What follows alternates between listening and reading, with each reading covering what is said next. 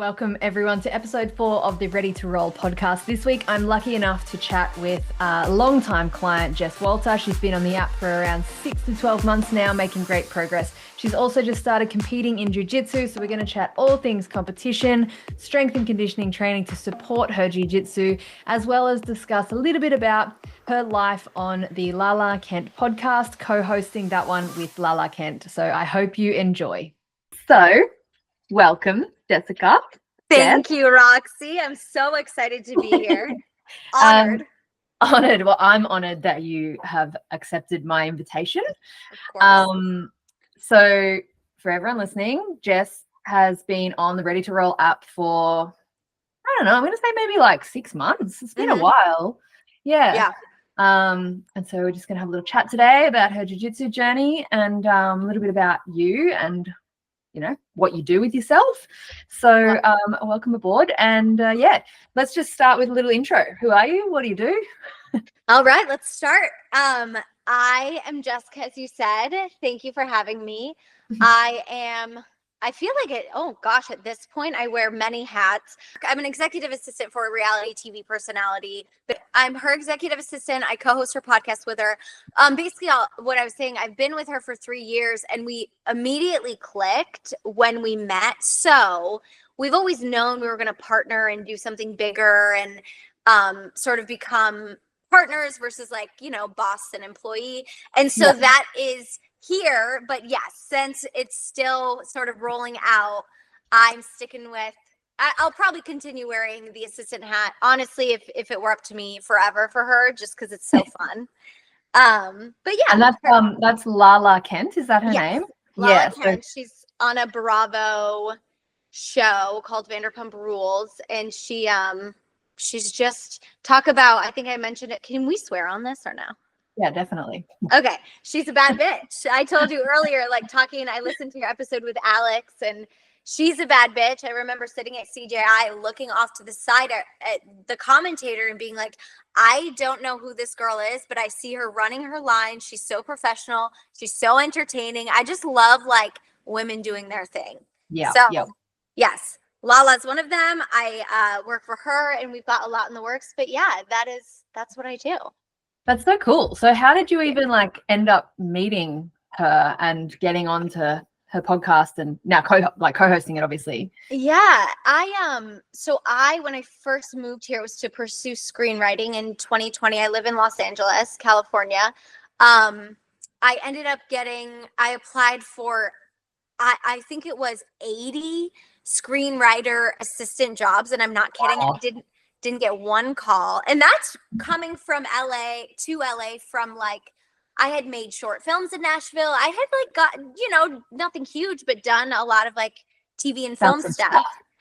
Yeah. And came here, didn't get a single call. Granted, it was COVID. Most things were online. Ended up getting a job as a producer on American Idol, which was cool. Very, very random. I knew I was only going to work that for a season. And sorry, I live in Glendale, California, which if you know it, the drivers here are wild. So you'll probably hear a lot of beeping outside of my window. It's like New York. But anyway, yeah. So she and her fiance at the time had sort of known the show. I saw a posting about being a give them Lala assistant, which I thought was for her company. And I thought, you know what? I know of that woman. I respect her work ethic. Is it what I moved here to do? No, but I could learn from her and then maybe work for a year and move on. Interviewed with her, realized it was for her direct assistant. And she noticed on my resume, I had worked on American Idol. So that sort of made her be like, oh, that's kind of cool. Yeah. And she hired me. It was funny. My interview was actually on the show she was on because it was a storyline. So our very first meeting is on the show. It's season 9. And people always say yeah, but when did you actually meet her? And I'm like, you guys, I walked in, cameras were there, and that is when I met her. Wow, that's insane. Yeah. So I met her there. She hired me literally as I left. Before I got to my car, she called me.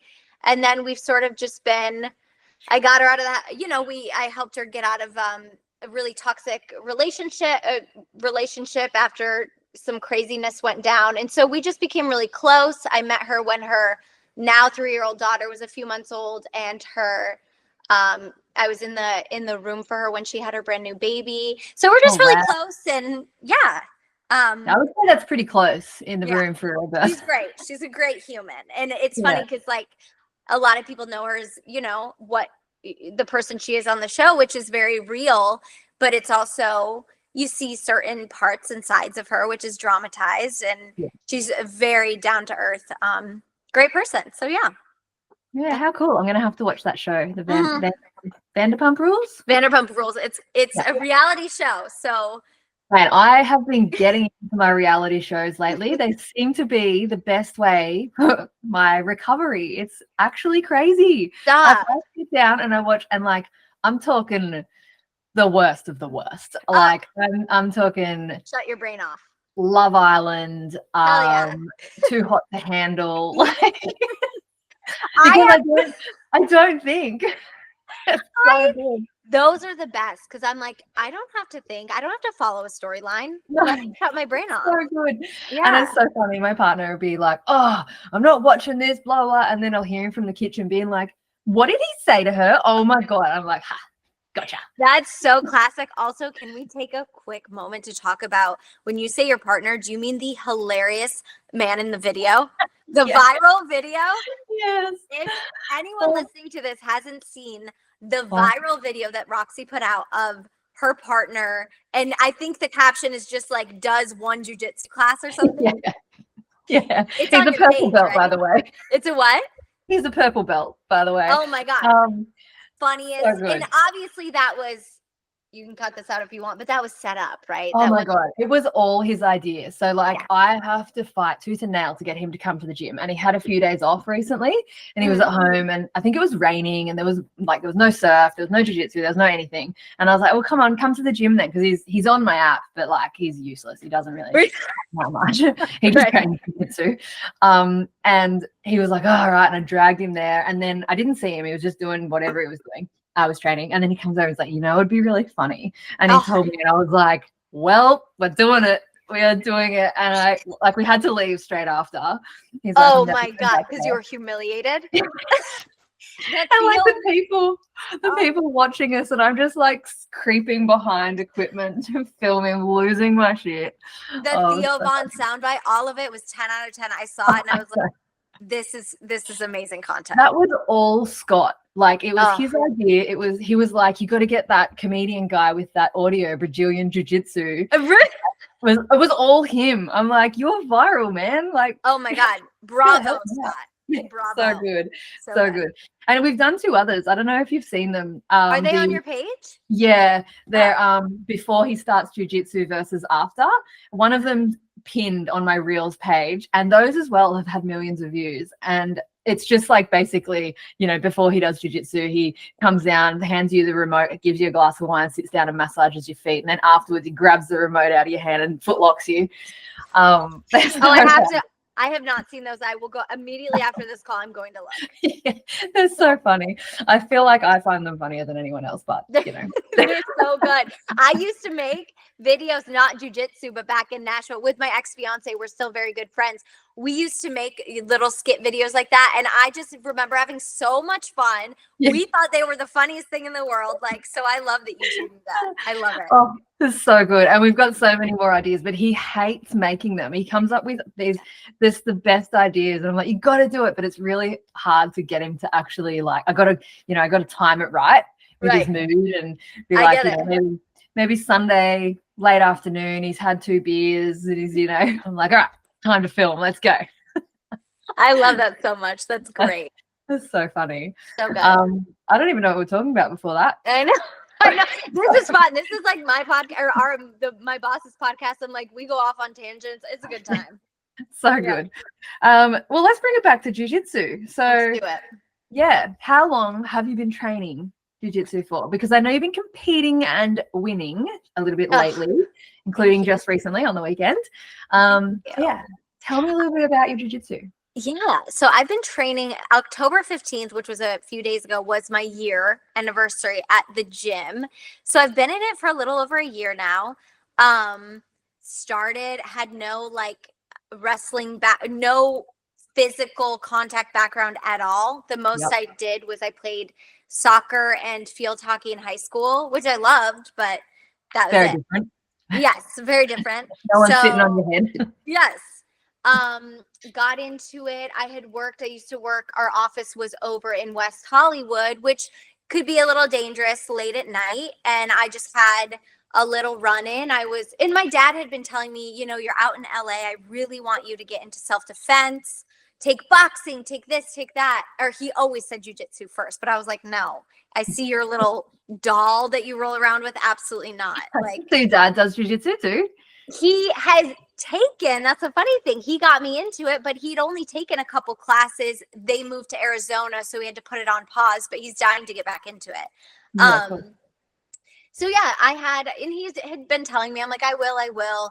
And I always said to him, I said, Dad, it's me. Like, I can't believe I thought this, but I'm like, I'm a tough bitch. If anyone comes up to me, I'm going to either, knock them in the face and run, or I'm going to I know I'm going to be a flight or a fight. I'm never going to be anything else. And he was like, no, Jessica, you don't know until that happens. And then, I've been very, up until that point, lucky enough to not have anything happen. I'm leaving the office one night, and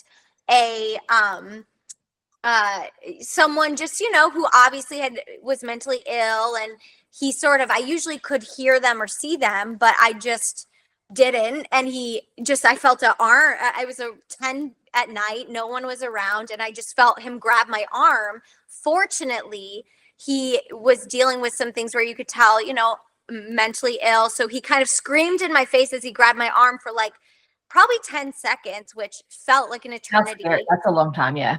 Yeah. And then he ran off. But in that time, I completely froze. I'm talking, the second he grabbed my arm and started screaming, not a single muscle in my body moved, not my feet. I froze, lost my breath, and he runs off. And then I sort of just did that classic start crying, call my dad, finally can run to my car. But I remember once I got home, I was thinking I was so I'm not anymore. I was so disappointed in myself, because I was like, I'm a freezer. I cannot believe it, which is not disappointing. If you're a freezer, fine. But the fact that I always thought I wasn't and was, and then I thought, wow, if he wanted to do something, or if I wouldn't have been able to defend myself. Yeah. So then I immediately was like, my dad was like, we're getting you into jujitsu. He said, striking's important, but you're a small girl. A lot of times you will most likely end up on the ground, unfortunately. Yeah. So you got to know what to do if you're on the ground. And 100%. So I Googled, I live in Glendale. I Googled jujitsu gyms near me. It was funny. It all kind of came together at once. At the same time, I was listening to a podcast that Kristen Bell was on, the actress. She said she had done jujitsu. And then I worked in that same building with a friend named Sean, who played in the NHL. So he was a sports guy who was also pushing me to get into jujitsu. And I think he ended up saying, just go to a 10th planet, go to a 10th planet. And I Googled, and 10th planet came up, 10th planet Burbank, and then one other, which I won't say. And I tried them both out. The other was just not for me. It felt not beginner friendly. It was all men, which is fine, because that's what 10th Planet Burbank is, a lot of men. A lot of men as well. What'd you say? Just a lot of jiu-jitsu places, I think, are, heavily mandated, which is fun. Which is great. These are my 10th Planet Burbank guys. I've never felt safer around a group of guys. Yeah. They're like my brothers. They're so great. This other gym, it just almost seemed like they weren't interested. So yeah, I basically just, it wasn't, tried out the two gyms, the 10th Planet Burbank. I walked in and I actually called them and I said, I have no idea what jujitsu is. I don't know the terms. I know nothing about it. I Googled how to jujitsu, I think. And the terms that came up, I'm like, what's a guard? What? And so I called them and I said, hey, I have no idea what jujitsu is. I'm not even comfortable joining class because I don't understand the language. How much are your private sessions? Do you have someone willing to give me private sessions and maybe a few before I even join class, simply to teach me like the terms so I can understand? And they were like, I hugely credit getting into jujitsu and staying in jujitsu to a coach of mine, Josh Kubera at 10th Planet Burbank, because he was on the phone with me and he said, absolutely, we'll do privates and take as many as you'd like. He gave me a really decent rate. And he just said, and ever since then, you know, I walked in on a Sunday, took an hour private with him. I saw people rolling and I said, just so you know, I'm never going to do that. That's, like, people are sweating. It looks like a lot, right? Like when you don't know what jiu-jitsu is, you're like, wow, what is going on? Yes, I said, I just need to know the basics of how to defend myself and then I'll be out of everyone's hair.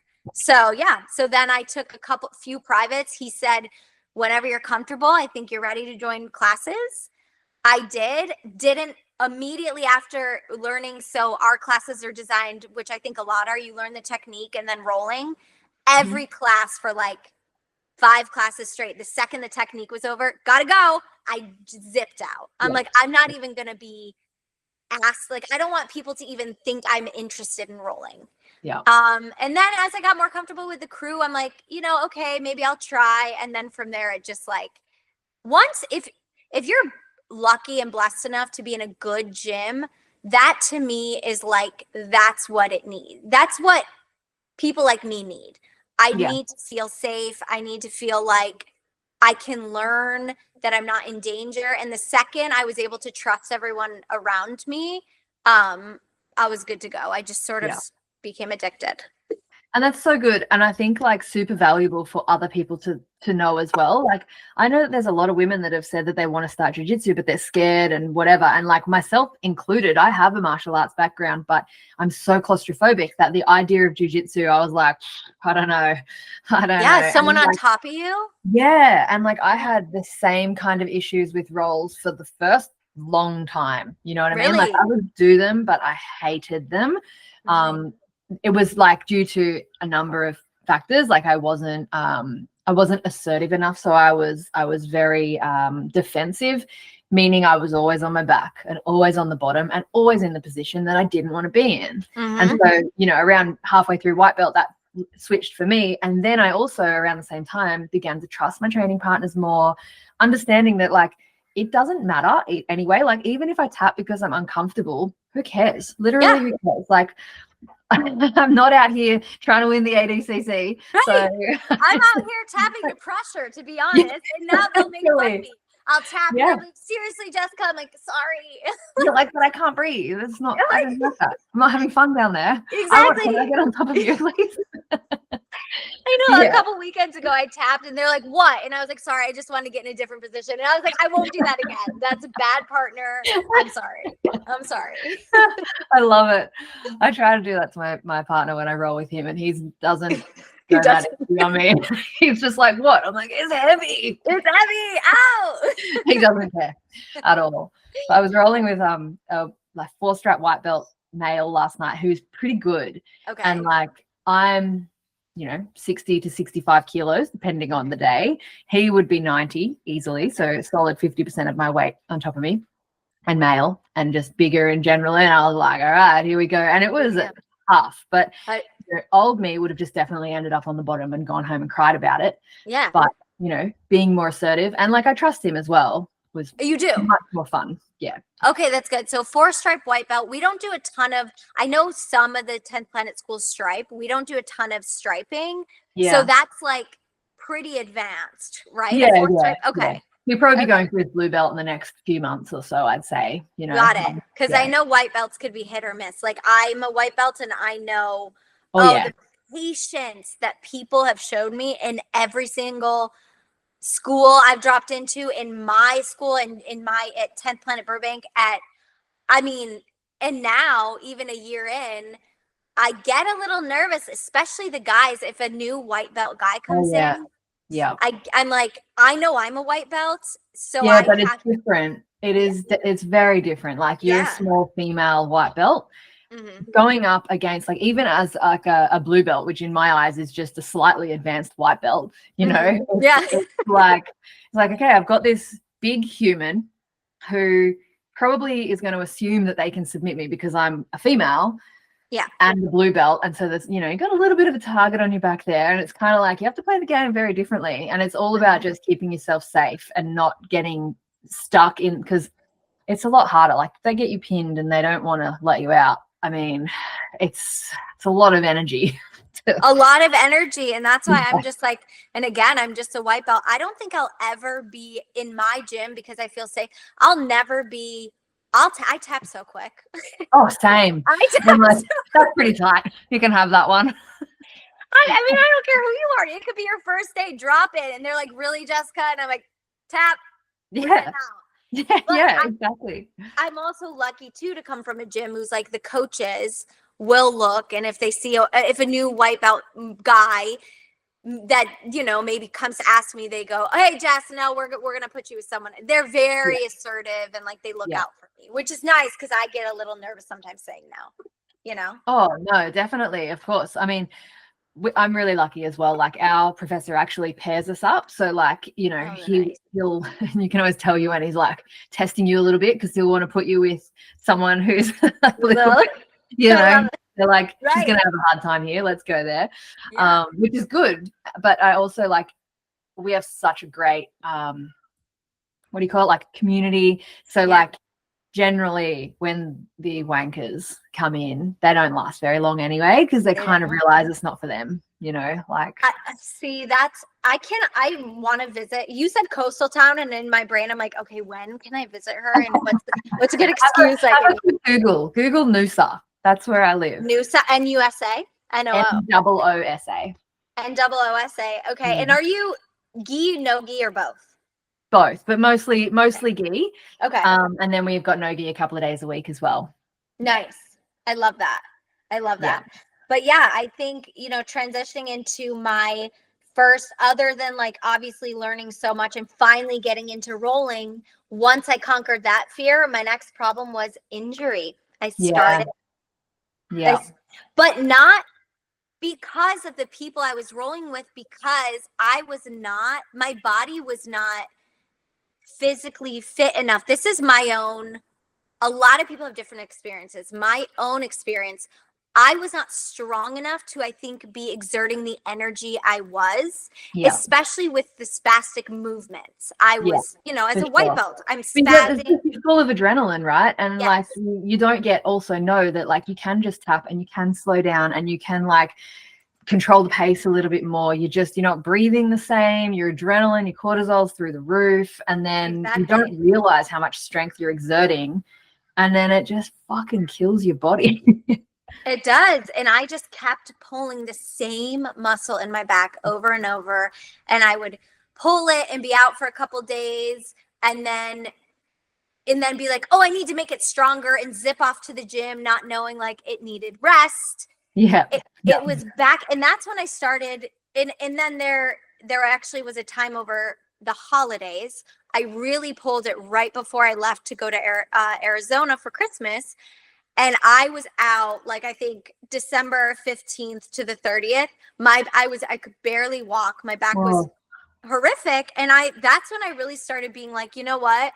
I know I've talked to a lot of women and men in jiu-jitsu who say, you don't need the strength training. You just need to be in the gym. That's not going to work for me. Like I need to be stronger. My body isn't built for this, or at least right now it's not. And that's when I started Googling what to do, Googling jiu-jitsu workouts at the gym. And I was shocked at just how much was not out there. And the stuff that is out there, because I've also done that Google, is rubbish. Yes. And like jiu-jitsu specific workouts. And it's like, well, what? No, this doesn't make sense. And then, like your partner, humiliating to think about it, I would go to the gym and be like, well, I guess I could just like do the moves, but with weights. Well, that's not uncommon though, right? Because like if you don't know what you don't know. And so you're like, okay, well, I want to get stronger at this stuff, so I'll just add weight to that stuff. Yeah. But you can do that, sure, but it's just not going to end well, basically. Right. And it didn't. And yeah. you literally came across my For You page. Do a lot of people say that? Oh, I do get that a bit, actually. That's so interesting. I'm glad I'm showing up on there. I was going to say the Instagram, whatever, I hope loves you, because it was almost like, you know, those moments where it's like, and I've seen, you know, men, but I saw a woman, and I checked out your page and I'm like, oh my God, this is literally what I've been looking for. She's like focused on the things I want to focus on. It's jujitsu specific, outside of the gym, the jujitsu gym. Yeah. Training. And oh my God, the fact that I haven't, and I know we're probably jumping ahead, sorry, but I just want to say the fact that I have not, I was pulling my same back muscle, I mean, every 3 weeks. Yeah. And after I think a month into training with you, I haven't pulled it since, knock on wood. How good. And just everything stronger. And I know we're still working on it, and I'm getting into just like scheduling, but yeah. No, that's so good to hear, because it is hard. Like, it's so hard learning, because first of all, we're not small men, and there's lots of male jiu-jitsu strength coaches out there, which is awesome. There's definitely nothing wrong with that, but I really wanted to create the space for the women, you know, because we aren't small men. We're not strength training like anyone who's just strength training for life. They're not strength training for a sport. That's the only thing they're doing is going to the gym. We have to approach it differently to that as well, because like jiu-jitsu is a huge stressor on your body. So we have to consider the rest and the recovery and make sure you can sort of fit it all in. And it's funny that you say, you know, so many people like, you don't need the strength and conditioning stuff. Tell me a single elite athlete that does not have a strength and conditioning coach and program. I know. I guarantee you, whatever sport it is, they have it. Of you know, course. like it's so important. But for some reason, people think that to get better at jiu-jitsu, you got to do more jiu-jitsu. But you need that. Like, I don't know what it is about jiu-jitsu. People are like, no, you don't need it. Of course it's you do. and it's very interesting. And I'll say, I was working out before jiu-jitsu. I was working out in the gym, weight training, and doing a set, you know, cardio for 4 times a week, maybe 5. And it just wasn't the same. It's not what I needed. I got into jiu-jitsu, and it's like, that's why it was so important, because I was like, well, I guess I can work out in the gym, but like you said, there's a specific type of training, or at least for my body, that I needed, that I found through your program, for sure. Yeah, that's awesome. Great feedback from me too. Yeah, it's truly fantastic. And I know now, I think now for me is really just scheduling, like you said, you know, and not overdoing it, not underdoing it, listening to my body, but also knowing when, am I listening to my body, or am I just like taking the lazy way out today? And honestly, that is so difficult to ascertain. It really is. And like, I struggle with it myself as well. I'm like, and I constantly burn myself out. Like, I constantly get it wrong, and I overreach, and I'm like, shit, I did, you know, maybe. And it could even just be that 1 extra hour jiu-jitsu class that was too much and just put you over the edge.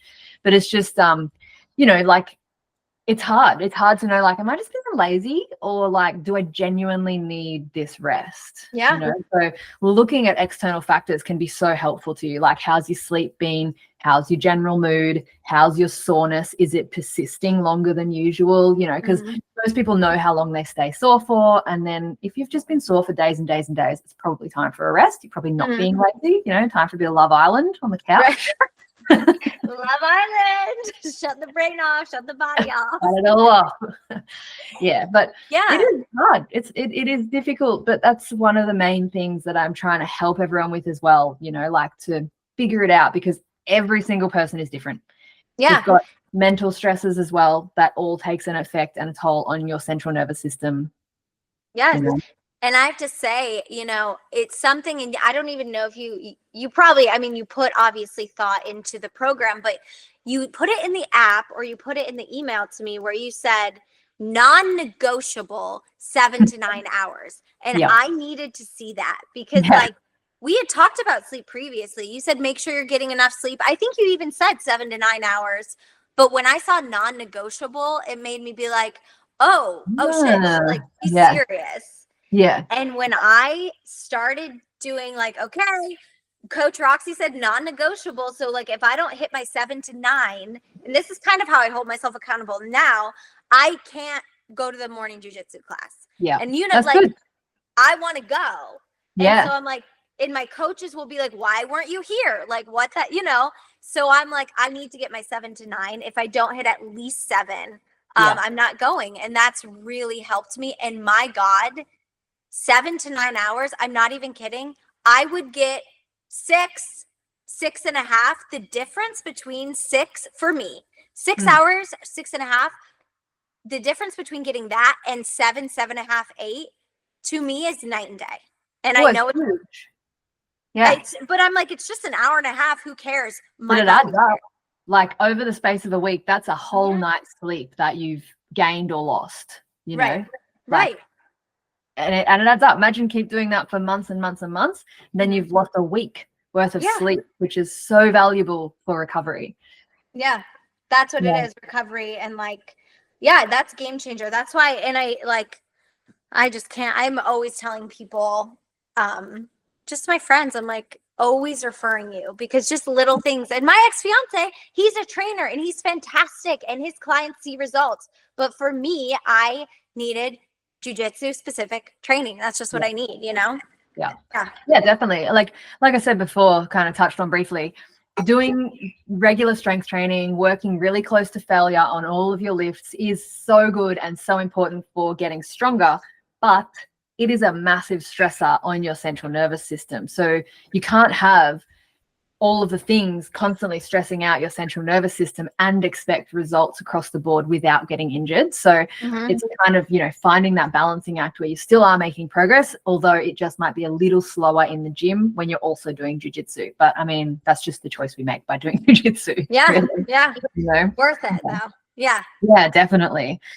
Let's talk about your fights, particularly the most recent one where you got 2 submissions, I believe. Yeah, rear naked choke. And what was the other one? Was it an armbar? Rear naked choke, and it was an ankle lock. Oh, yeah, it was an ankle lock. That's right. I've been yes. So I'm actually glad. I know we talked about doing this before the most recent competition, but I'm glad we waited because I feel every competition I do, I feel like I learn it truly feels like a month worth of classes. Yeah. It's like, you know, I don't know. And maybe it's like that because I'm a white belt and it'll change once I get in the higher belts. But yeah, I when I first joined jiu-jitsu and started rolling and getting into it, you know, I remember really I was really working on my double leg takedown. I was like, oh, it'd be really cool. I mean, as a small female, to have a great double leg. Yeah. And worked great in my gym. Guys loved it. I started as far as like, they loved that I could do a good takedown. Good for a white belt at my size. When I say good, I know. Just good. You know. We'll just stick with good. So then I start dropping into other gyms and I start noticing, and maybe this is just a coincidence, a lot of the women it's almost like they're ready for the takedown. They have like mastered the guillotine. I don't know if it's a wave of like women loving the guillotine, but and my coaches would kill me for saying this because they're like, that's not an excuse. You know, guillotine defense, like, don't be afraid to be fair, that's one of my favorites. Is it a guillotine? Yeah, a snap down or a guillotine or a head and arm. Yeah. It's incredible. And I love it when I get it.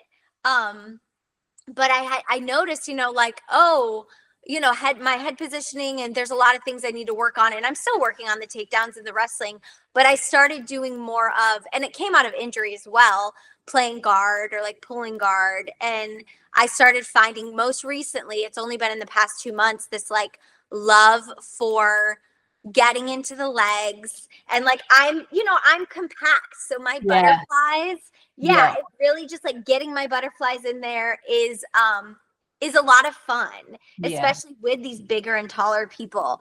And I always lean toward, if I'm trying to focus on what to work on, especially right now as a white belt, I lean toward what is more fun. Because when I get higher belt, I know I'm going to have to start focusing And especially if I keep competing, which I plan on, I'm gonna have to start focusing on specific things. But right now I'm like, well, what makes me like smile more? And I'm like, oh, playing my butterfly game, getting into, ashi, and I just started learning, like, going from, really trying to get to X guard, and like the control of X guard and the different things you can do there, and like the sweet, right, isn't it? Yeah. It's what? X guard's awesome. I love it as well. I just fantastic. can rarely get mymyself there. Right. I love it when I do. Love it. And the control, because, just learning. So yeah, I went into this comp, so I went into the comp previously. I'm trying to compete every 4 to 6 weeks, but it's been like more like every 2 to 4 weeks, which I was going to say, it feels more regular than that. Yes. But I see one pop up and I'm like, okay, let me do it. But I went into the comp previously like 3 weeks ago. I was like, I'm going to focus on getting into the legs. The mistake I made there was I wasn't, and my coaches warned me of this. They said, we know you want to play getting into the legs, but be open if your opponent's body doesn't take you there.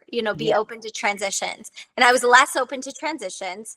And I took, I think, third, and I got an armbar submission, but I was less open. I could have done more things. So I went into this comp focusing on, do I want to get into legs? Great. But if they're not giving me that, read the body, look for the sweeps. Yeah.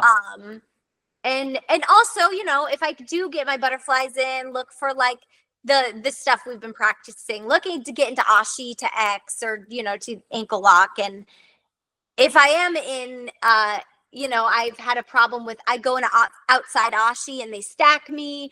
And so really just, we've been practicing my recovery there, getting my leg back on the hip, or going back to butterfly or whatever. So all of this to say, I felt really good this past competition.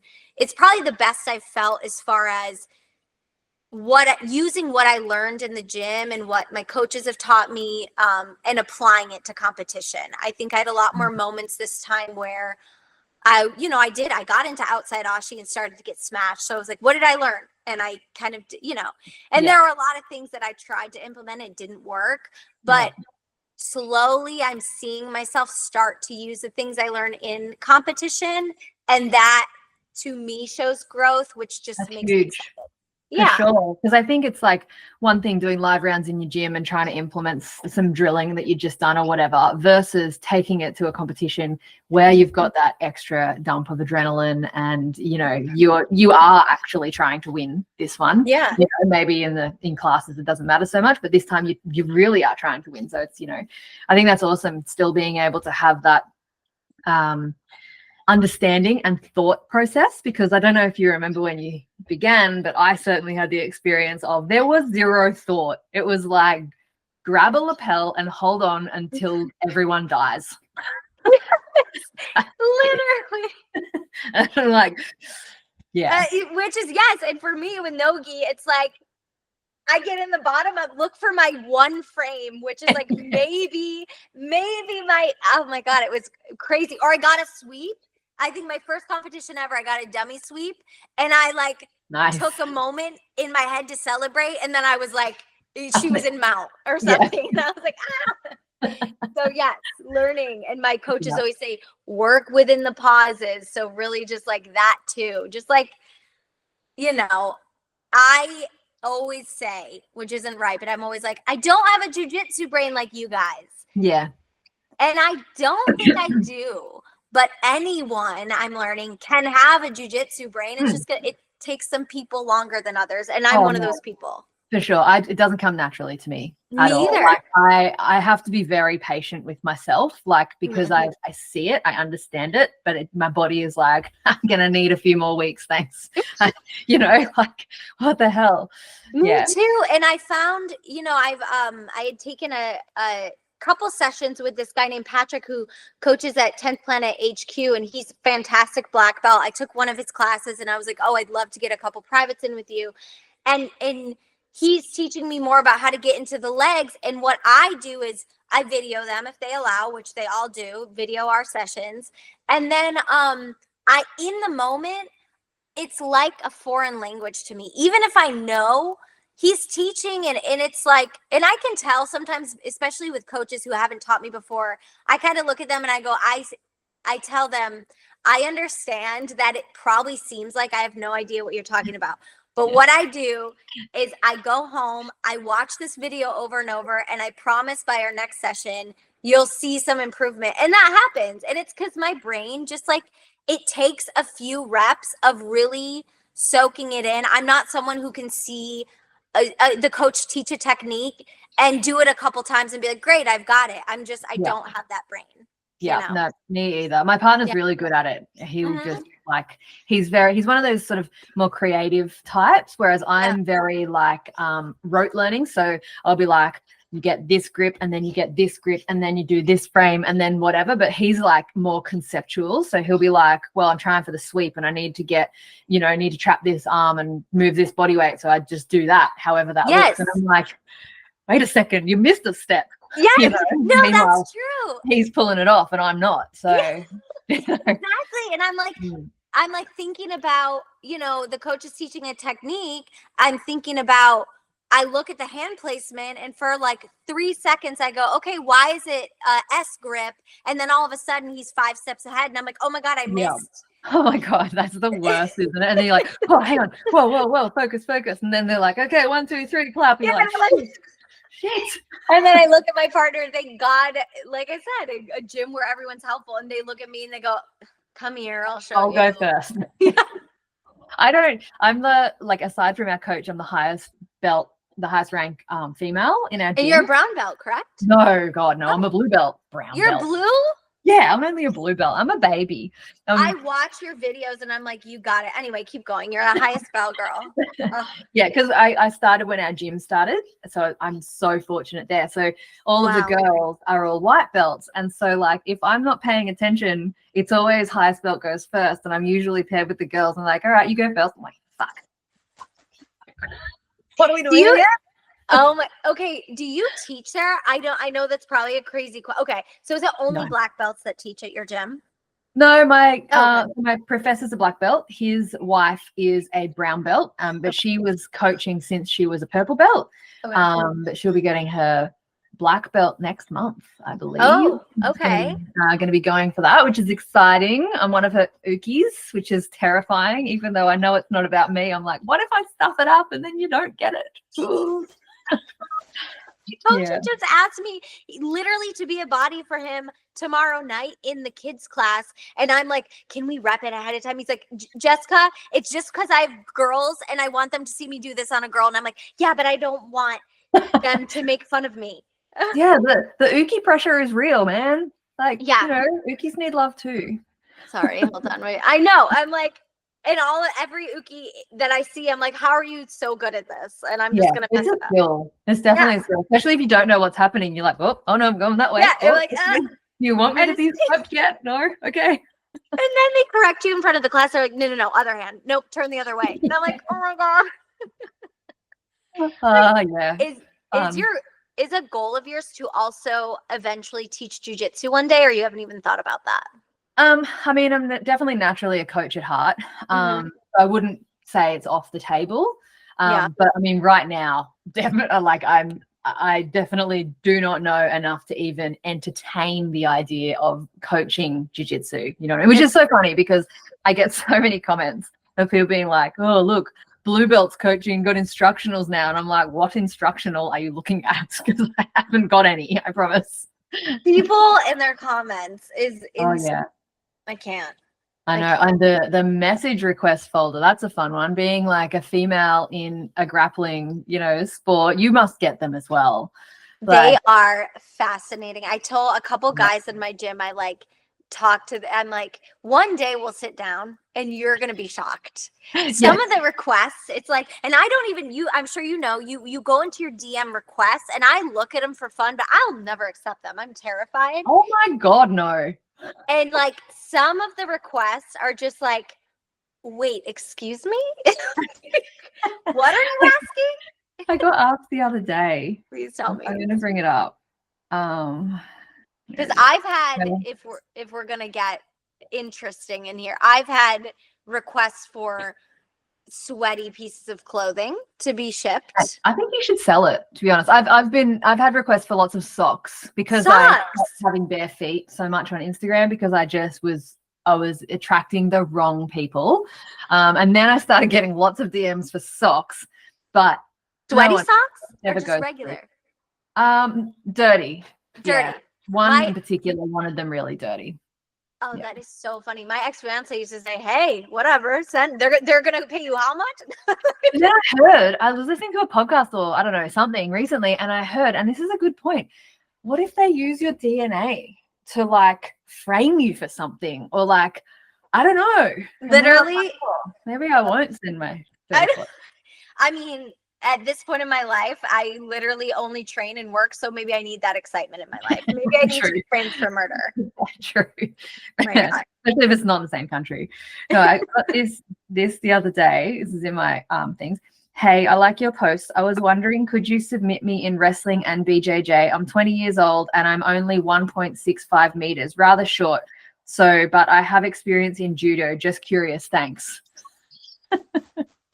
So polite. Just curious. So polite. Wow. I mean, yes, I could. Yes, absolutely. But I'm not going to tell you that. That is so funny. It's so funny and interesting. And I'm like, some of these guys, I'm like, well, maybe not. Because I was going to say, some of these guys, I'm like, what? If you want us to choke you out so bad, just join jujitsu. But literally. But then my gym is very much like, they can tell the guys who come in, if at all, in the year I've been there, maybe I've had one that I remember like came into an open mat and I think the guys had their eye on him and they're like, this guy's not welcome back. It's like, yeah, we've had a few of them. They don't last long, but they're entertaining while they're there. Very entertaining. Very entertaining. Yeah. Yeah, it's so funny. I think we've pretty much covered everything here, Jessica. Oh no, that's what I wanted to ask you. I have two questions for you. Okay. When it comes to jiu-jitsu, what are your favorite submissions and what are, if any, do you have any like pre-fight rituals for competition day or things that you do to get yourself, locked in? Okay. So favorite submissions. I love this question. Right now it is the ankle lock. I'm going to say that. Like a straight ankle lock? Straight ankle lock. And because as a white belt in comp, at least here, I can't heel hook. I can't. Are you not allowed? No. Not allowed. There's a lot of things not allowed in competitions around here, like heel hook, knee bar, different, but can't heel hook. So I've really been focusing on straight ankle. However, my coaches have allowed me lately to start slightly practicing heel hooks, and I cannot wait to start being able to use them. However, I think they're actually not allowed in most blue belt comps either. So it's going to be a while. But anyway. Yeah, but that's all right. At least then, like learning them as well, you'll learn how to defend them. Yes, exactly, which is very important for me. Straight ankle lock, but I have to say, I have been doing this. A lot of people have been allowing me to get this on them in the gym, and I'm dying to get it in competition. The crucifix. Oh yeah. It is the one move that I truly. So the guys who are bigger have obviously allowed me to get them there. But once I get them there, they've said like I try and get out and then they can get out, but it feels the most powerful to me. And I don't know if it's because I have, stronger legs right now and I don't have to use as much of my upper body, but God, I'm dying to get in competition. Not even for that post. Oh, it's coming. You'll be like, I got my crucifix. I think if I get a crucifix submission in comp, my life will be made. If I make it to crucifix, I don't even care if I can hold it for a few seconds. But that's like, it's just so fun for me. Jiu-jitsu completed. Yeah, for real. I'm done. No. And then pre-competition ritual, very important to me. It just gets me, locked in. So what I've been doing the night before, so I don't cut weight right now for comp. It's just like not healthy for me. So I walk at around 121. I always sign up. A lot of the competitions go up to 120 and then up to 130 or 135. I'll always go higher. I don't want to worry about weight, especially right now as a white belt. One day I might have to. As a higher belt, I probably will. So what I've done though is I know one day if I ever want to cut weight, I would always do it in a healthier way. So I'm trying to train my brain to take things that could help with that one day, and make it a positive. So I treat myself the night before every comp to a infrared sauna for like 30 minutes. Right now it's relaxing. I get like sweat out.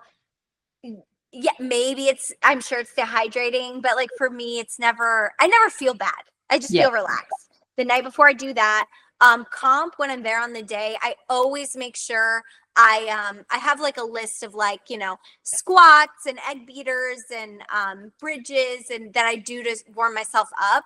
And then I usually try and get at least a couple shots. And I really do this. I'm saying my secret. I do this in case my opponent sees me. I want them to think I'm going to try and wrestle. So then I can pull guard. Psych. Full guard. That's so good. And I've seen a couple of the coaches look over at me and I'll just go there and I'll like be shooting doubles or like singles with knowing I'm not going to even do this, but all mind games. I love it. Mind games. And then basically, and then I'll try and get a couple light rolls in if they have a practice area. My whole thing is I like to get a little sweaty before. I have to. Yeah. I think that's important too. Get yourself primed.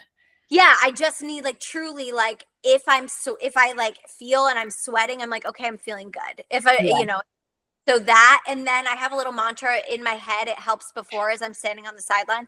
I just say just another roll. And I know that's corny, but in my head, I'm just trying to teach myself, it's like open mat. It's just another roll. You'll do this again in 2 weeks, which helps if I get submitted in a minute. I'm like, okay. I've gotten submitted in 30 seconds at open mat. It happens. And then same with, I'm trying to make it so the lows aren't too low and the highs aren't too high. Sure, I can get an ankle lock submission or win gold like I just did my first time ever. I appreciate it. I'm so thankful for that experience, but I take it and I celebrate it on the day and I move on, Yeah. That's awesome. Step. I think that's a really healthy mindset to have as well, because if you sit in the lows and the highs, the lows seem lower and the highs seem higher, which means the crash from the high as well, and just leaves you thinking what next? I did it, so I think that's really important. And even just practicing competing. I haven't competed in jiu-jitsu and I don't really have any plans to. I'm nearly 41 years old. My body is literally my job, and I would guess I'm not kidding. 27. I'm not kidding. Oh, well, thanks. Well, thanks. So I mean, sometimes I get the little inkling it'd be interesting, but probably not. But I did used to compete in Taekwondo, and just the practicing of the competing, I think, is so important just to get on top of your nervous system. So and just regulate it and get good at it so that then when you're in the big leagues, it ain't no thing. Yes. Yes. And that's an eventual goal of mine. Not, I'm not out here being I want to be the next whatever, but I have goals of I love competing. It makes me happy. Would I love to compete in ADCC Open or maybe even trials one day? Absolutely. Yeah. So I'm just sort of. Let's do it. Yeah. Trying to train my brain. It's all fun. My coach, Josh, he'll always anytime if he's there, which this past one he was, I was across the mat and he looks at me and he goes, hey. And then I look at him and he goes, have fun. And I'm like, thank you. I love that. Yeah. I think it's so important because I mean, at the end of the day, why else are you there if it's not to have fun? Right. I'm a freaking white belt. Now's the time to have fun. Blue belt. You should have fun all the time, but there's no money on the line. No, there's nothing on the line. I'm just out here having fun. Yes, exactly. Yeah. Oh, that's awesome. Well, thank you very much for joining me today. I think a lot of girls are going to get a lot of value out of this. Someone who might be nervous to start training or competing or whatever. I mean, you went from being nervous to just skipping out on rolls to competing within the year, which is awesome. That's so good. So cool to see. And still having a full-time job, training so much jiu-jitsu. You're doing your strength training, you're balancing it all. I think it's it's awesome. It's difficult to do and you're doing it. Well, thank you. And I appreciate you because truly, and I can't say, I know I tell you this over the app, but I'll say it here or over messages, like working with you specifically has been absolutely game changing with the strength, with the, and we haven't even gotten, you've given me nutrition on the app. I haven't even gotten into that. Like there are so many things that you provide that are so beneficial and for me game changing. And for me, I'm truly, my number one focus is I want to be able to enjoy jujitsu forever, for as long as possible. So it's about longevity. It's about keeping my body healthy. I might be a mom one day. There are things I want to live life and enjoy jujitsu and be a good competitor. And I think focusing on the stuff that you help with is going to allow that. And I'm very excited about it. So thank you for everything. Oh, thanks for the little testimonial that I didn't know was coming. Of course. This was so much fun. Yeah, it was. We will definitely do another one soon, I reckon. Yay. Yay. Okay, I'll stop.